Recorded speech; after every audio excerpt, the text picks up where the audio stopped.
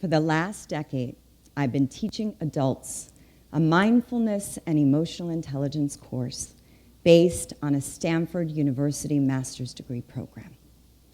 3 years ago, I personally redesigned the curriculum for kids and teens, and last year, the New York Department of Education accepted our program into 2 schools.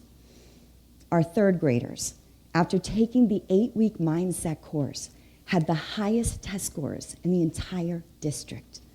Our high schoolers, mostly made up of kids with behavioral problems, the bullies, if you will, they stopped disrupting their classes. Their grades went up, and 3 kids that were set not to graduate did. Great victories, but only 2 schools. So why is it that mindfulness is not being held as high and just as important as math in our school systems? Now, math is essential, don't get me wrong. If I hadn't learned math, I wouldn't be able to add up the number of children in America, ages 5 through 17, who took their own lives last year, 7,225. And then add that to the number of kids that stay home every single day because they are feared of being bullied at school, 160,000. And then I wouldn't be able to add that to the number of children in America that are on antidepressant medication, 2,100,315, so thank God for math. Yet what would those numbers be?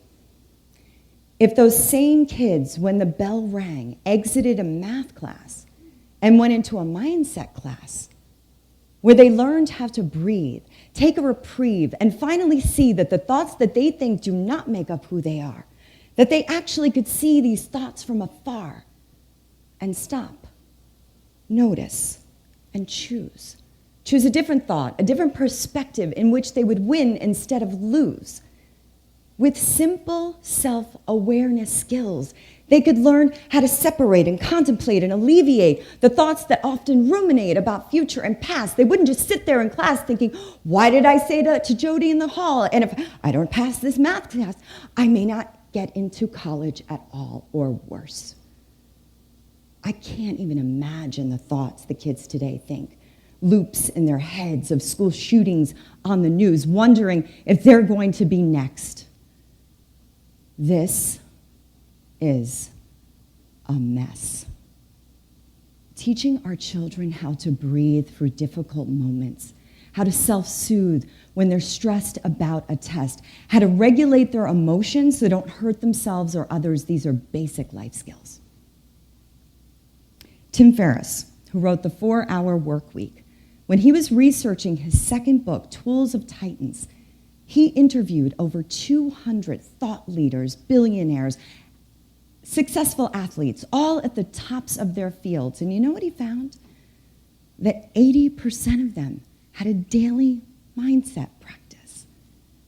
Harvard did a study on people from birth to 32, and what they were tracking was what makes somebody successful in health and in wealth.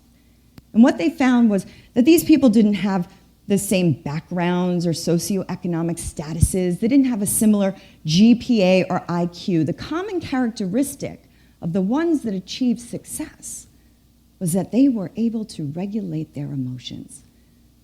They had learned the skill of self-awareness and self-control. These were the ones that could pay attention, stop, and respond instead of react funny. Mindfulness teaches us just that.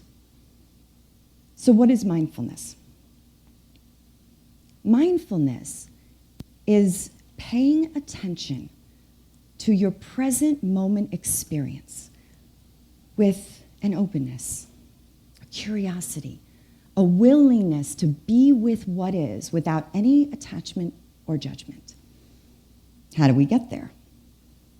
It's the practice of being here now.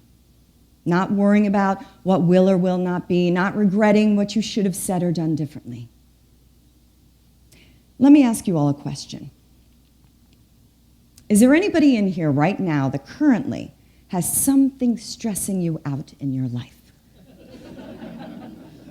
I thought so. Let me ask you another question. Outside these four walls, even if your whole life is a complete stress mess right here, right now, are you okay? Yes. So we can deduce that the present moment is where peace lives. I want to give you a direct experience of mindfulness. If not, it's just going to remain a concept. There are studies that show that we cannot think about our obsessive thoughts of future and past and simultaneously focus on our senses, what we see, taste, hear, touch, and smell. So by doing a practice called the 5 senses check-in, we can turn off the obsessive thinking as we turn on the senses. Shall we? Let's begin. We're going to first invoke the sense of sight. So with your eyes open, just notice. Look around the theater, noticing the colors and the textures, the fabrics, and simply be here now.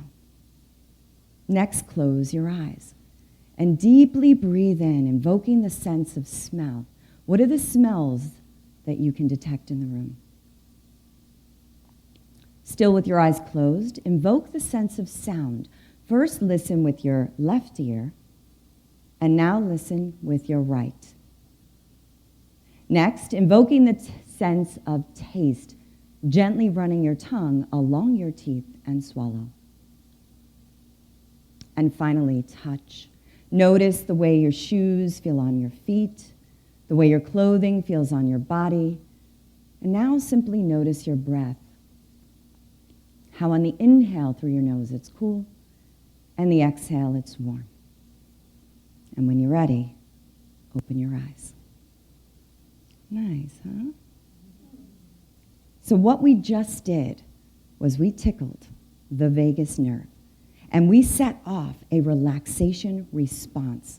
This is a term that was coined by Dr. Hubert Benson, founder of the Mind-Body Institute at Harvard. And the relaxation response sets off the parasympathetic nervous system, which is rest and reset. The opposite of that is the sympathetic nervous system, which is fight or flight. And that gets activated when we are in imminent danger or when we are overwhelmed and overstressed. The problem is that kids today are in a constant state of stress, and they don't have the tools to elicit the relaxation response. And yes, they have similar stress that we had, right? Passing tests, being liked at school, but they have additional stress, like cyberbullying on social media and being exposed for hours on end to very violent video games. And those fire drills that we all used to roll our eyes at, they have active shooter drills, which child psychologists say do nothing more than traumatize already anxious kids. It is time to change the education conversation.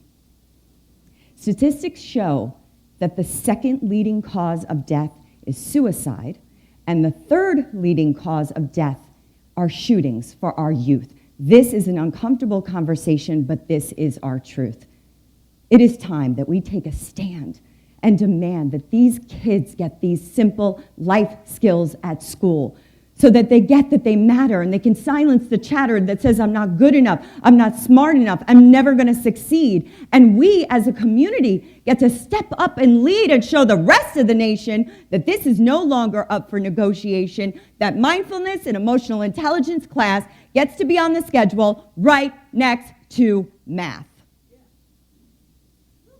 And our teachers, who are overwhelmed, underpaid, and overworked, they deserve to get these skills too. Currently, in our community, we are delivering the 8-week mindset course to over 100 foster care kids, many who are about to exit the system, and we can see after only 4 short weeks that this is about to change the trajectory of their entire lives. We are also in conversation with our county's public school system that is considering giving us a few classrooms next year. But in my humble opinion, this is not enough to make great impact and change. We get to make it rain, because I can't do this myself. I need your help. Because when we all rise as a community, a dream this big then, and only then, becomes a reality. So my last question for you all here today is, are you with me?